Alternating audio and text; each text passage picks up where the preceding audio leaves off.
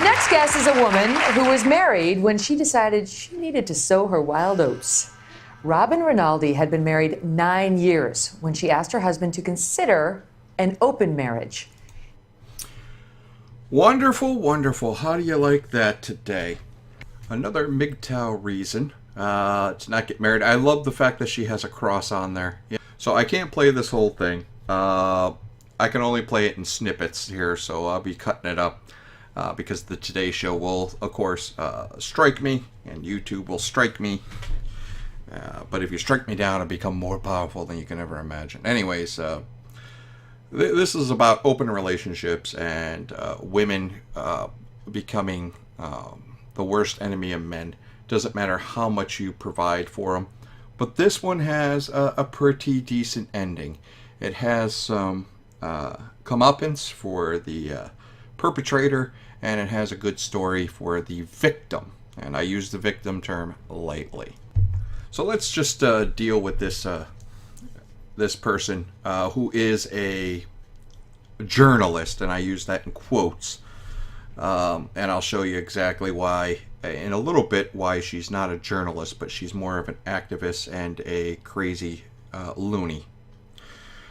So after being hitched to her spouse, Scott Mansfield, for 18 years. Now, the story says she was married 9 years, but she was with this guy 18 years. And he seemed to keep her at bay. She made the critical decision to enter a year-long open marriage so she could experience life. She lives in San Francisco. What a shock. Oh yeah, he's a brewer and a winemaker. And we're stuck in a rut. Our once-a-week sex life was loving but lacked spontaneity and passion. She wrote in her horrible book that this, so she had a profit off of this, of course. I refuse to go to my grave with no children and only 4 lovers. If I can't have one, I must have the other. I reached a point that a lot of us face in midlife when I was about to have an affair. No, a lot of us don't face that. Okay? So, just to let you know, I know it's an increasing amount, especially with modern American women. American women, yes. There is a lot of them that basically have cheated and are cheating at this moment. Women are cheating, or at least getting caught, more than men. We're also, and the genocentric society and the feminist propaganda in schools are being shown that means you believe all women, you trust women, and men are being brainwashed until they get that red pill shoved down their throat, usually from a high school or college girlfriend. And it's happening more and more now, which is why its marriage rates are plummeting. But not a lot of people reach a midpoint in life where they're going, oh, I need to cheat. Yeah, that just shows that you're a sociopath, you're selfish, you're egotistical. So she's about to have an affair. I knew I was going to cheat, or we were going to get a divorce, and something had to change. And I figured if I was going to do it, I was going to be fair and give him the freedom. I knew it was a long shot. No, you weren't thinking ahead. You were thinking purely that you had an opportunity, probably a guy, an orbiter that was in your DMs of some application, where you had the opportunity. So you had a sliver of consciousness, and you thought rather than lose the guy that was paying your bills, you were going to bring it up and try to manipulate him. He agreed, and they spent the next 12 months having sex with other people. Robin has written about the experience in The Wild Oats Project, and she's with me now. Robin, hi. Hi. All right, so unlike our... She's not a good looker at all. Look at her. This guy was a blessing. Of course he agreed. He agreed because he sat there and said, I make money, I am high status, and I'll be able to replace your ass without losing all of my stuff. Very important part of this aspect is the social pathology of this method of what a slut is, right? There's a study, The Essential Truth of Female Promiscuity, right? And there's this woman, Susan Walsh, had this, and I'll show this chart. Slut is an appropriate term for promiscuous women, right? And if you look, here's the damaging thing. If a woman's a virgin, she has an 80% chance of having a stable, successful marriage. If she has one, it drops all the way down to 54%. That is disheartening. That is disheartening. And it's usually that one is the one she'll pine for, like the high school boyfriend. I know an individual that basically manipulated her husband for years and was cheating behind her back with her high school boyfriend. And then, of course, you go all the way down. I don't know why. It's pretty funny that it spikes. Like if you have 4, it goes above a little bit below 3. But the fact is if you have a woman and she's slept with more than 10 men, you're just not going to have. You're not going to have any type of marriage material for that.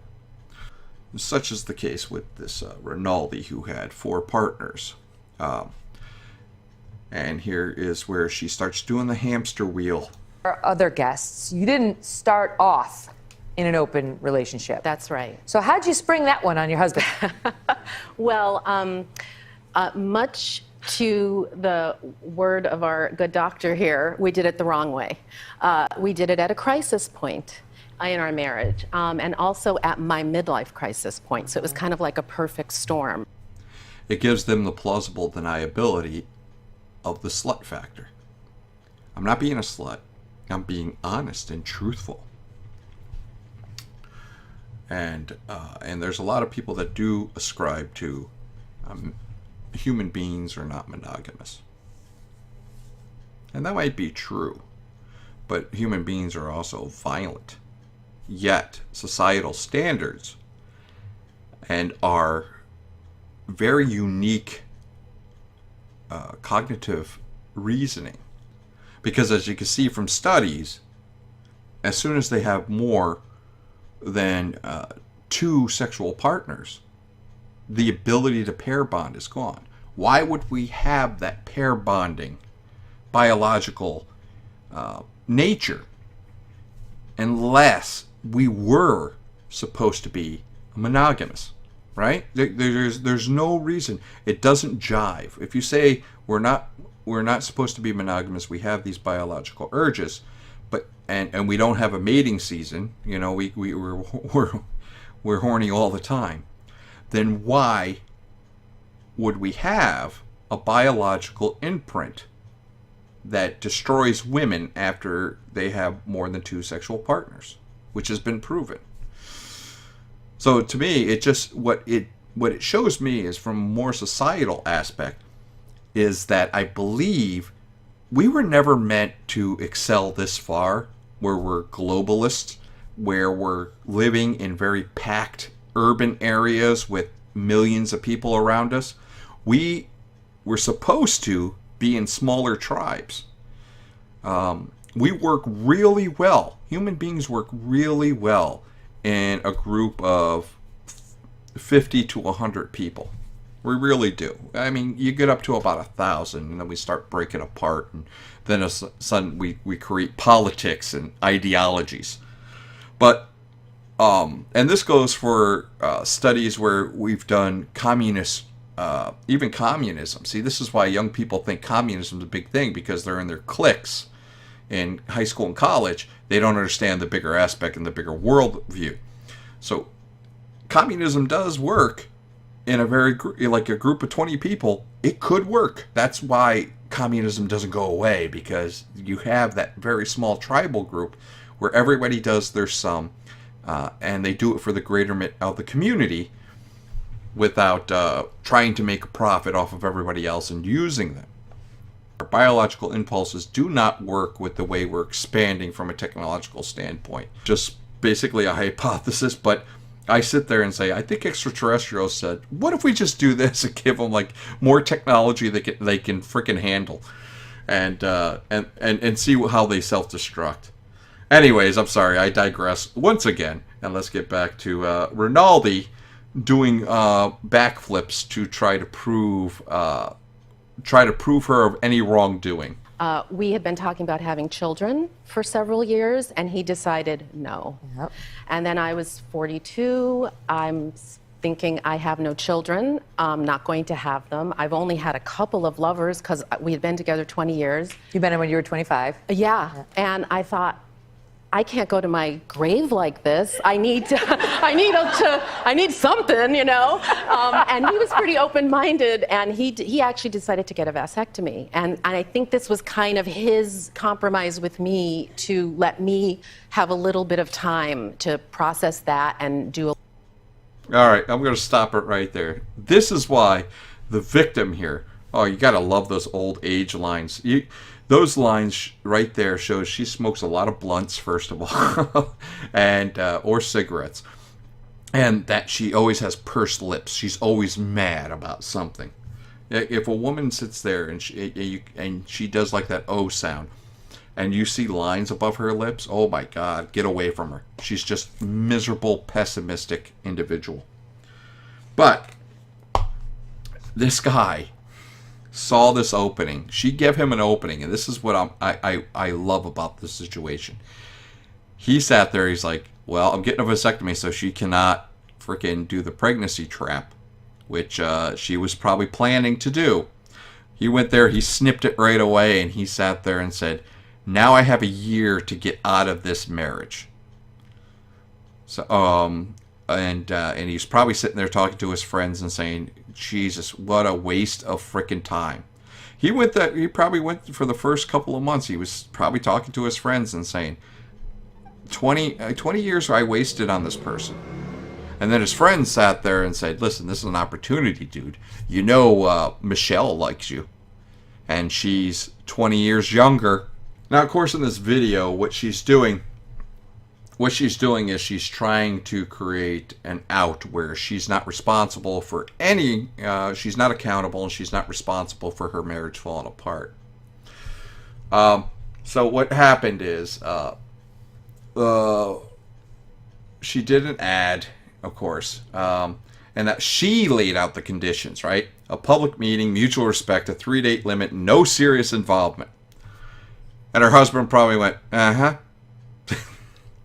And he decided to go, nope, I'm replacing you. You're done to me. You know, I agree to this, but basically what I'm letting you do is go off and do your dalliances, and I am going to replace you with somebody younger and better, with a higher sexual market value. So she went for a week. She rendezvoused with lovers and everything like that. And all the time, he was probably going on dates with one woman. Weekends she spent cozily at home with her husband, a man she loved. No, she didn't. No, she didn't. You don't do this to somebody that you love, right? And this guy's reaction as soon as she did it showed that he was hurt and he felt betrayed. Getting a vasectomy, saying, yeah, I'll never have a kid with you. That's big. And also without hesitation saying go ahead and do it. Yeah. This one was 2015, so she's 50, so she's 54 now. Now, the stripper pole in the living room was an early cue that Rinaldi was itchy. Oh my God. Isn't that something? Yeah, if you get something like that, if a woman just starts flipping kind of things, and the reason I'm doing this, and I know it's old video, and this is an old story, but the reason I'm doing this is I can make so many correlations between this piece of garbage and my ex-wife. You know, all of a sudden everything, you know, they go through, and it was just around the same age, and you could do no right, and all these little talks they have with their male co-workers and other men, they just think that the grass is greener on the other side. They won't give up your financial obligations at all, but emotionally and legally, they will try to destroy you. Her husband, Scott, was devastated. Yeah, he was devastated. When the test turned, life was shimming along until the positive pregnancy test, right? So she tried. Oh, actually, you know what? I forgot about this. I'm sorry. I did pre-read all these, but I forgot about this. Yeah, what happened is she tried to baby trap him, and this guy was like, "Yeah, no." One, he probably was sitting there, she was probably cheating on him already, right? That's what women will bring up in an open relationship. When they've already cheated and they want to sit there and go, I need to clear my conscience. I can either do it by being honest, accountable, and a good person, which many of them do not do. They have that societal standard where their appearance is more important than who they are. So she says it was a false positive. A relieved Scott got a vasectomy. And moments in a relationship where something dies. Yeah, when you don't get your way. For a woman, a relationship dies when she no longer gets what she wants at all times. Among her friends, here's another thing. See, here's another thing with women. And this happened with my ex as well. The friends will whisper in the ear. Oh, he doesn't treat you right, and he doesn't do this, and he doesn't do that. Well, oh, he's abusive. Well, what did he do? Well, he said no. But friends will also sit there and go, oh, you've only had 4 men? Oh my God, girl, you're not living. You're not riding that carousel. But the friends, and here's the thing, her friends, which are all leftist progressives, and the same thing with my ex-wife, whose friends that she was making at the point that she had, and she made a couple of new ones because she moved positions. See, this is the thing. This is worse. It's like a TikTok. You could tell. Like if your wife's in one position and you guys are going along for 10 years and then she has to move to a new office or she gets a new job, then all of a sudden she starts acting different because she gets new friends. That's why. Because she's there with the friends. And people sit there and go, and a lot of feminists go, oh, you men just want some submissive, docile woman. No, we don't, because the submissive, docile women are the ones that get screwed over by their friends who are envious of their station in life. No, men want a strong-willed, positive woman. The one that her friends will say something and she'll go, oh, what a wreck Susie is. Instead of saying, well, maybe Susie's right. And what happens with horrible women friends is horrible women friends have failure after failure in marriage, ride at least 100 men, and just they have that 1,000 cock stare, and they're miserable with them lives, and they know it, but they can't admit it. They know it in their subconscious, and they go to sleep every night crying about how pathetic they are, but they can't admit it. So what's the best thing to do? Find a woman who is positive and who is content in their life and fuck it up. Women are horrible at that, man. Horrible. I've seen more women befriend a horrible woman and her life falls apart. And so anyways, good girl. You were never a good girl to begin with. You were a slut that was being held back. What you thought you were doing was using a man for his resources and behaving accordingly.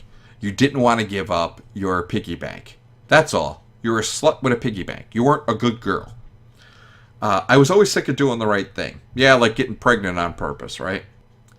Scott agreed to the open marriage because he could tell she was over the edge. Yeah, this guy wanted to get rid of her. She and Scott, also free to roam during the week, decided on 3 rules. No unsafe sex, no sleeping mutual, and no serious involvements. Started with a flirt she knew. Yeah, she was already banging this guy, right? So this guy, Paul, she was the one that she was banging behind his back already, so she was probably cheating. So she had a lawyer, an astrologer, a PhD, blah, blah, blah. One guy, a writer named Alden, nearly stole her heart, right? So this Alden guy, right? So she got 12 new lovers. She had a threesome. She was with a girl, a woman. And let's see how she portrays that one in the video. I would say we had a pretty decent marriage, but we were very hung up on this kid issue, and yeah. I was kind of starting that perimenopausal crazy midlife ride. Right. I think the ladies in here probably know. No, I don't know. No, you heard a little bit of chuckles there that these women are going, no, you're a whore. What that's about. So can I just ask you the first night you slept with another man? Yeah. What was that like? Look at Megyn Kelly. Look at Megyn Kelly. First of all, Megyn Kelly, she's gone from the airwaves now. But she's cheated on her husband, her first husband. She slept around the newsroom, and then she accused the guy that was head of Fox News of sexual harassment. You could tell Megyn Kelly sitting here going, "Oh, what was that like?" Because she's married to a guy now that was like the head of some cybersecurity company, and when she got this lucrative contract to do this horrible show she was doing, he quit. So he quit, and he was like, "Oh, I got a sugar mama now." So he quit to write a book. No, I'm not kidding. Her husband now quit to write a book. And then, of course, she gets fired a year later. So that marriage will probably be on the rocks. But look at Megyn Kelly's freaking face light up. Wonderful and terrible? Yeah. When you're with someone for 18 years, and I've been a very monogamous person. I kind of called myself a good girl. Double bullshit. Like that kind of type of girl who is always trying to get straight A's and please everyone. And it was I'm sure you're trying to please emotion. everybody. You're trying to please all those horrible fucking women friends you got that are sitting there going, "You need to whore around because Scott takes you for granted." But he pays everything, and he pays all the bills, and he does this. Oh, he takes you for granted. The first time. Over the course of the year, how many people did you sleep with? 12. Yeah, the they one all- whore in the audience goes, "Woo!" I better get my game on, and I he do. did, and he did that too. This is I have to say, after 18 years of, here we go. monogamy, routine, domesticity, all the good things that can also become a little rote, Oh, Miss Journalist knows a new word. that another woman had been on a date with him that week. It kind of perked me up toward him a little, like, I better get my game on, and I he do. did, and he did that too. This is the way I feel when I see the other women looking at my husband playing tennis. Like, Exactly. those are the best nights for Doug. I'll just leave it at that. Yeah, exactly. Hypergamy at its nature. A woman will fight and share a man of high value. That's right there. All right? So this guy was getting someone young. When women and feminists sit there, why is there a double standard when guys cheat and women cheat? Because when guys cheat, women like them more. Yeah. When a guy's sitting there and he's got 3 or 4 women on the side, a woman will sit there and go, "No, choose me, choose me, choose me." And that's what I learned when I was dating before I got married, and what I'm learning now that I'm having like dalliances and stuff like that. Because they're not relationships. But I find that when these women, I'm just like, no, I got a date that day. That woman will try twice as hard to get in contact with me the next week when she knows that I have a date on Saturday with someone else. Unbelievable, man. Guys love polyamory. They love polygamy. Because it sits there and it makes women fight over you. Right? So, from a MGTOW standpoint, you got to sit there and say, I'm out of this game. I don't want anything to do with this. This is stupid bullshit. I can't see myself. When I'm in a monogamous relationship, I like to learn more about that person. I like to please that person. And that's what a lot of MGTOW guys are. We're these stupid guys that for some reason, even when we sit there and we chide back societal standards, we still go, if I'm in love with this woman, I don't see myself going off with other women. Even if given an opportunity, I'll be that stupid schmuck that goes, no, I can't. I just can't. And that's where MGTOW is coming from. Now, there's a bunch of guys that'll sit there and they have no standards whatsoever, the pickup artists that'll go, I don't care about this woman. I don't care about this woman. And that's the women you're getting nowadays, are the damaged women that the pickup artists have manipulated and used. And just used as basically a sock, instead of using. Remember when you were a teenager, you had the sock, that sock that never got washed but was stiff as a board. Yeah. So nowadays, guys are just using women as socks. But I like how she says this too. It kind of spiced things up a bit, at least at first. Yeah, she says spice things up.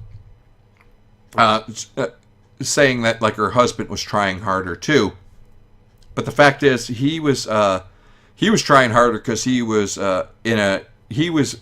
climbing to a serious relationship with somebody else who was much younger than her and probably a lot more accommodating and optimistic and happy than this ugly broad here.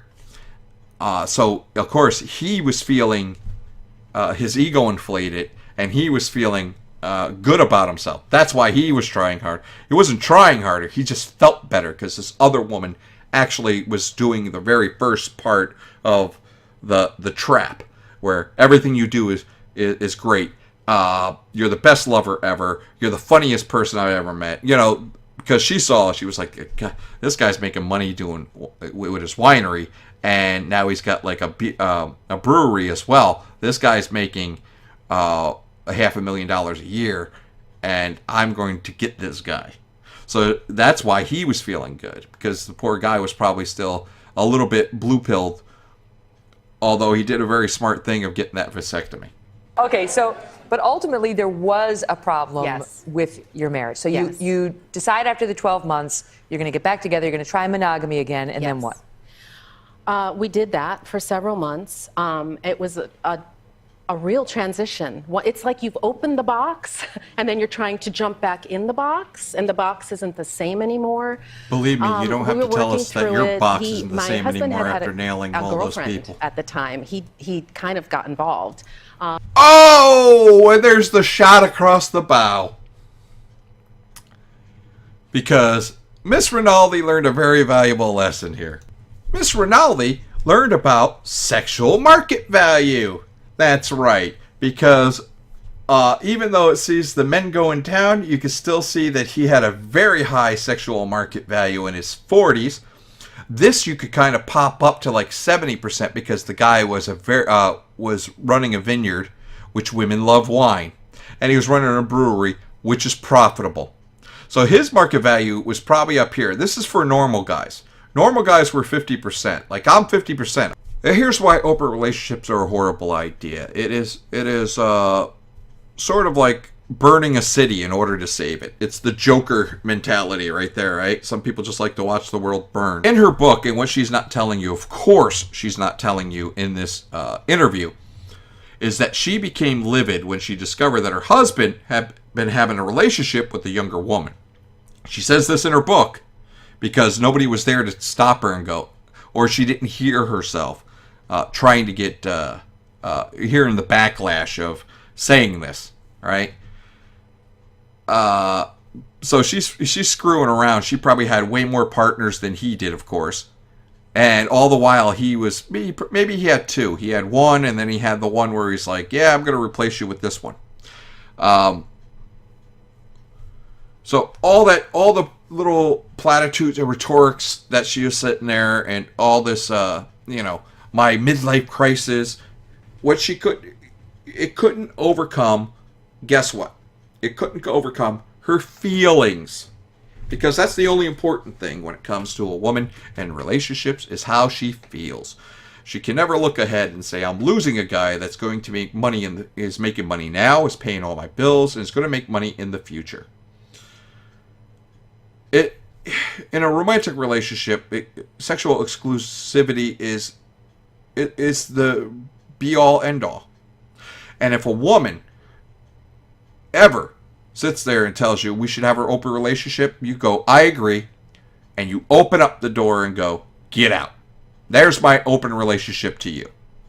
So I'm going back on the market. I'm not dealing with you. I'm not going to risk you getting pregnant and trying to blame me, which is, this guy was smart. He got the vasectomy after she tried to trap him. And I'm not getting an STD because of you.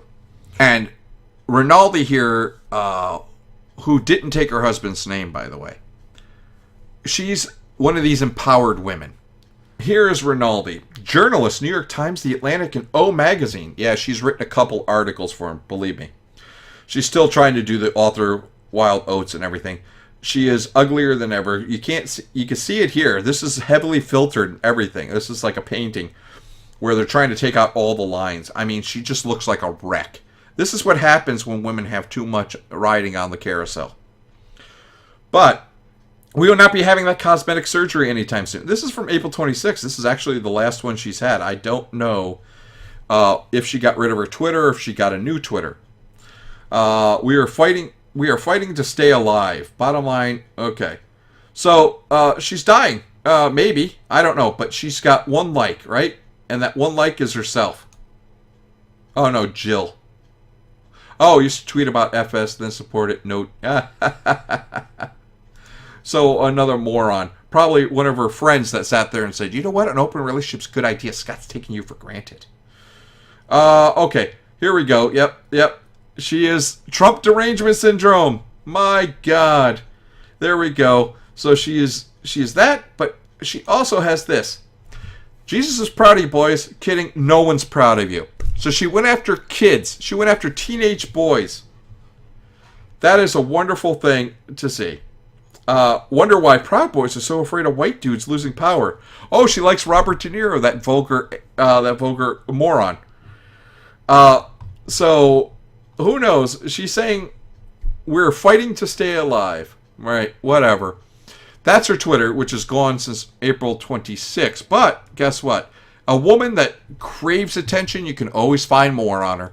And I found her Instagram. Oh my God. What? Oh my God. Don't worry, guys. No, she didn't have a kid. Right? She didn't have a kid. She's an aunt. But according to the way she views life, I'm not worried about this. I'm worried about this kid as well. Look at that. Look how beat she is. Look how beat she looks. Oh my God. And guess what? That in the book she says she went back to that writer, that Alden guy, and they've been together for so long. For being around a guy so long, she has no photographs. This is her brother, the one that had the kid. So at mid-50s right now, she's still got about 20 years left to live, and it's going to be the most miserable, boring,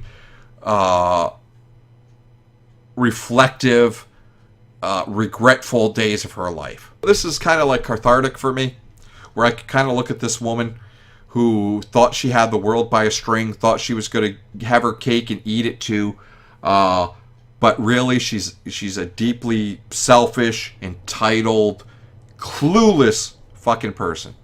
This reminds me of the story, and I couldn't find it, but there was the story of this young girl that was with her boyfriend, and some of you may know this story, and she was going on Europe, and her friend was like, oh, you're going to be able to screw a whole bunch of guys, and she went, oh, well, I got to be honest. So she had that going for her, right? But here's where she also had, she was also clueless. She tells her friend, well, I just want to kind of like, I'm going to be in Europe, and I don't know what's going to happen. I don't want to feel bad if we're in a relationship and everything. And she says, well, I didn't think anything was going to happen because he's kind of nerdy. He's got his friends, but he stays at home playing video games and everything of this nature. Come to find out, she gets a call from like one of the nosy busybodies in her apartment complex that, I'm so sorry, but you know, your boyfriend's been banging somebody. So she goes on Reddit and goes, well, how do I deal with this and tell him, you know, she goes, I haven't had anybody over here. She goes, no one's given me any action. Yeah, because you're not that good looking, huh? You thought you're cuter than you were. But I'm not getting any action over here. But he's banging this coworker every night. And how do I tell him that I made a terrible mistake and I don't want us to sleep around? That reminds me of this story.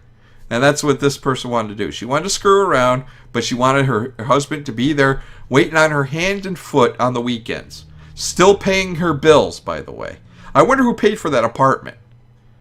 This guy doesn't seem like an utter moron, so I think he probably said, yeah, if you pay for an apartment with your own money, that's fine with me.